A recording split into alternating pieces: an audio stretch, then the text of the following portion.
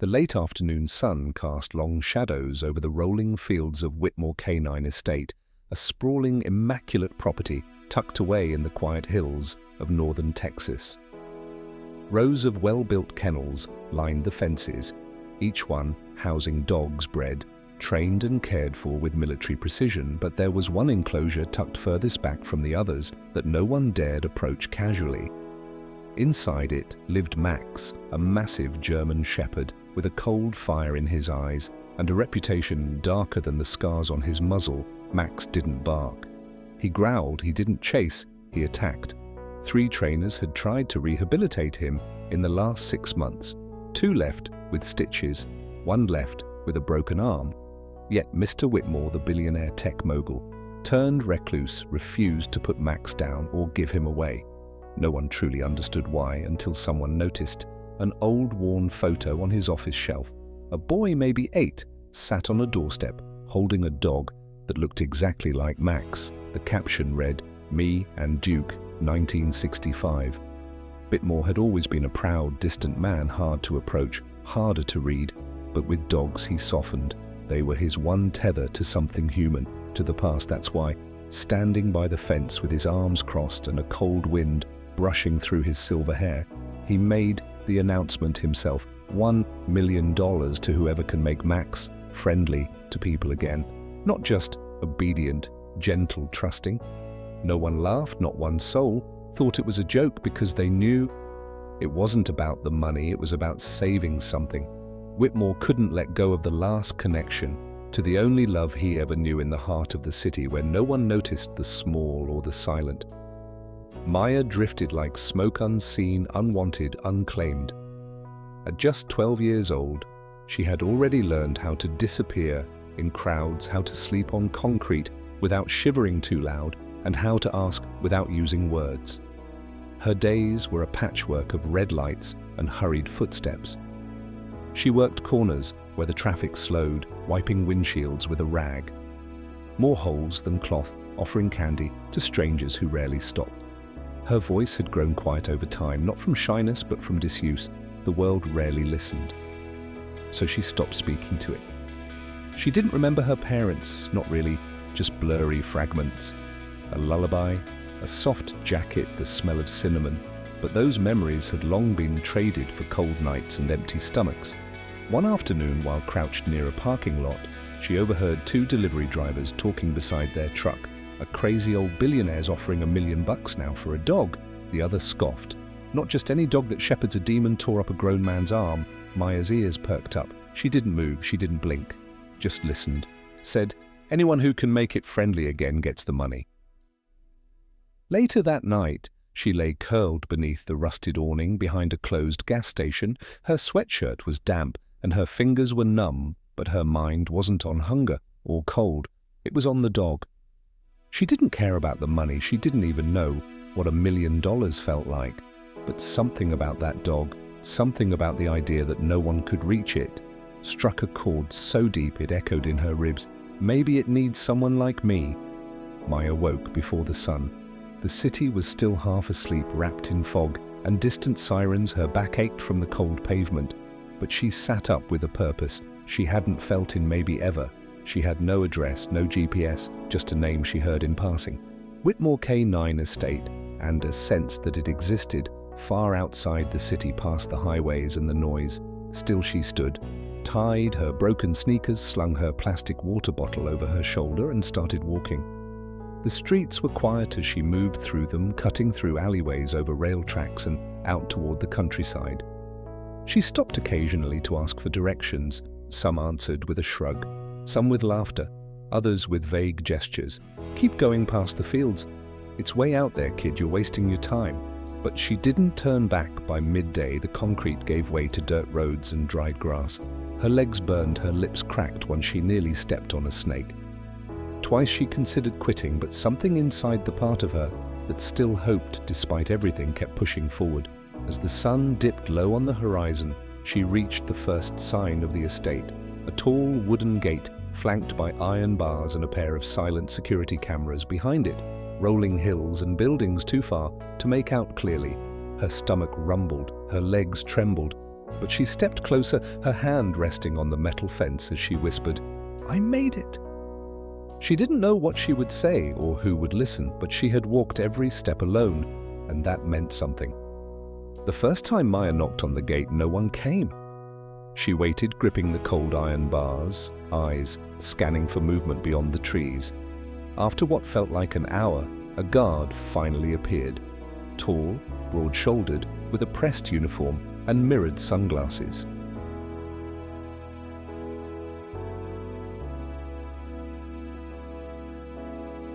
That reflected her dirt-covered face right back at her. "What do you want, kid?" Her voice was steady, almost quiet. "I heard about the dog Max. I want to try." He snorted, not laughed, snorted. "You try with Max. That dog would eat you for breakfast." He didn't open the gate, didn't ask her name, just walked away, but Maya didn't leave that night. She slept, curled beside the gate, her jacket zipped up to her chin, her arms tucked around her knees. Coyotes howled in the distance, and the wind bit at her skin, but she didn't move the next morning. She was there again, waiting. The same guard came out. "Still here, go home." "I don't have one," she said. By the third day, whispers had started among the staff. The girl at the gate, the one who didn't leave. One of the groundskeepers brought her half a sandwich left without a word. She nodded in thanks, eating each bite like it might disappear if she blinked on the fourth morning. As the sun climbed over the hills she was standing in, the same spot, hair-tangled shoes, worn through eyes, unwavering. The second guard, older, quieter, stood watching her for a while before speaking into his radio. "Sir, there's a kid here been coming back every day. Says she wants to meet Max." A pause, static, then a voice on the other end. "I'll be there in 10. Maya didn't know who had finally agreed to see her, but she didn't flinch, didn't run, didn't smile. She just waited the same way. She always had the crunch of polished boots on. Gravel was the first sound Mia heard. She didn't turn, she didn't need to. The man walking toward her carried the kind of silence that made people straighten up without knowing why his name didn't need to be spoken. Mr. Whitmore, the billionaire. The man behind the $1 million challenge, the one who hadn't spoken to the press in over a decade, who had once been on every magazine cover, now lived hidden behind fences and dogs. He wore a dark overcoat despite the heat, and a deep frown was etched between his silver eyebrows. His posture was firm, proud, deliberate, as if he didn't walk so much as command the ground beneath him. He stopped a few feet from Maya. The guard stepped back. He studied her from her matted hair to her torn shoes. His eyes, sharp and unreadable, didn't blink. "You're the one who's been waiting?" Maya nodded. Why, her answer came quietly, but without hesitation. "I heard no one could reach Max. Maybe that's why I should try." Whitmore's expression didn't change, but something flickered behind his gaze. Surprise, maybe? Or memory? "He's not safe," he said. "I know, and you think you can help him?" "No," she said. "I don't think I can fix him. I just think maybe he doesn't need to be fixed. Maybe he just needs someone to stay." The silence between them stretched like a taut wire. Then slowly, Mr. Whitmore removed his sunglasses, revealing eyes that had seen too much and forgotten too little. He looked past her toward the kennel far in the distance, then back at her. "Be here at sunrise. You'll have one chance." Maya didn't thank him. She just nodded, calm, certain, like she'd been waiting for that moment all her life. The sun hadn't fully risen when Maya stepped into the yard. The grass was still damp under her feet, and the morning air held a chill that bit through her thin hoodie. Her fingers trembled, but not from cold. Today wasn't about being warm, it was about being brave. Across the field, handlers were preparing. One of them walked over to the far corner of the enclosure, where a thick, reinforced post stood. Planted in the earth, attached to it was a long, heavy-duty tether coiled like a snake.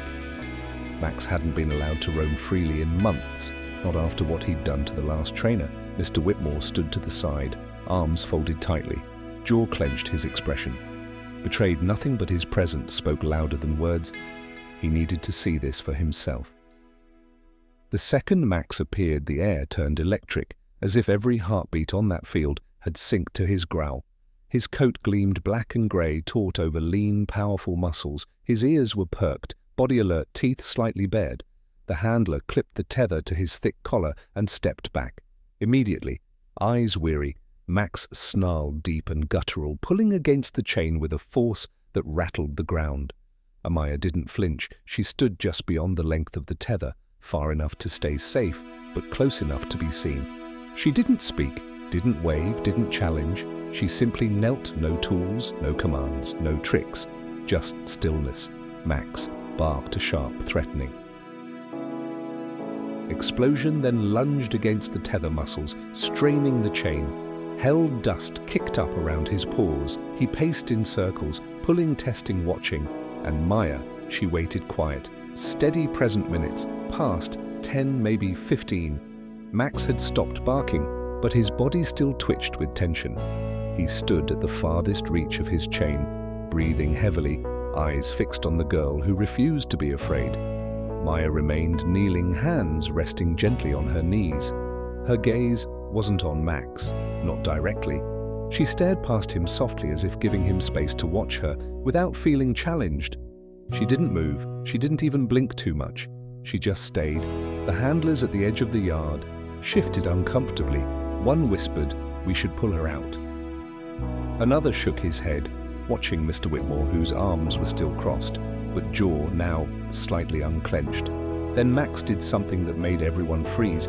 He sat, not out of obedience, not out of training, but because for the first time he seemed curious. His ears twitched forward, his tail still low, gave the faintest flick Maya noticed, but didn't react. She simply reached slowly, very slowly, into her hoodie pocket and pulled out a small half-eaten granola bar. She unwrapped it carefully and placed it in front of her, then moved her hand away. Max's eyes flicked to the food, then to her, then back to the food. Another minute passed. He stood again and took one cautious step forward, the chain clinking faintly, then another and another, until he reached the edge of the tether, inches from the granola bar and from Maya. He didn't snarl, didn't growl. He just stood there, breathing heavily, his face inches from hers. Maya lowered her eyes, never making direct contact, and whispered just loud enough for only Max to hear, "It's okay. I'm not here to make you do anything. I just want to be here." Something in Max shifted like a thread, pulled loose from a long knot of fear. The sound of her voice, its softness, its lack of demand, it stirred. Something buried a memory, maybe a forgotten warmth. It felt like the echo of a love he'd once known, then lost. And suddenly he didn't feel the need to protect himself. He leaned down, took the granola bar, and sat beside her just like that. No force, no fear, no commands, only stillness, only trust. Silence hung in the air, long after Max sat beside her. No one moved, no one spoke, even the birds seemed to hold their breath. Mr. Whitmore stepped forward slowly, his shoes crunching over gravel. The guards exchanged glances, unsure if they should follow the handlers, lowered their radios. Something unspoken had shifted. He stopped a few feet away, his eyes locked on the unlikely pair sitting in the morning light, a stray girl and the dog no one could reach. "You did it," he said, finally, voice low but clear. "No one else has ever gotten close, you won." Maya turned her head toward him, but didn't rise. "The $1 million is yours as promised." She looked down at Max. His body now rested against her side, his breathing steady, almost calm. She stroked his back once, then stood slowly brushing dirt from her knees. "I don't want the money," she said. A hush swept across the yard. Whitmore raised an eyebrow but said nothing. "Waiting, I want a room." Maya continued, "Somewhere safe. A bed I won't get kicked out of in the middle of the night. 2 meals a day and school. I want to go to school." Her voice didn't shake, but something in her eyes did, just a flicker of vulnerability, quickly buried beneath the same steady calm that had tamed Max. Whitmore stared at her as if trying to understand something far larger than what she'd said. "That's all?" he asked. She nodded. That's all. He looked past her to Max, whose eyes now followed his every movement, not with fear, but with quiet alertness. Then back to Maya. He exhaled slowly and spoke softer. "This time you'll live in the main house. We have an extra room. You'll eat with me and we'll get you enrolled first thing tomorrow." Maya didn't cry, not out loud, but her shoulders relaxed. For the first time in years, she gave a small nod. "Thank you." Whitmore stepped forward, placing a hand on her shoulder with surprising gentleness. "You don't know what you've done here," he said. "Not just for him, for me too." That night, Maya slept in a real bed for the first time in her life. The mattress was soft, the sheets smelled of lavender, and the pillow cradled her head like it had been waiting for her all along. Her room was simple: a dresser, a small window, a desk with a lamp, but to her it felt like a palace outside the door. Max lay curled up, his ears twitching at every sound as if guarding her from a world that had never been kind. He didn't bark, he didn't growl, he just waited, as loyal and quiet as the girl who had taught him trust again. In the room across the hall, Mr. Whitmore sat alone on the edge of his bed, the photo of me and Duke, 1965, in his hands. For a long time, he stared at it, not with sadness this time, but with something close to peace. He whispered to the photo she didn't fix him.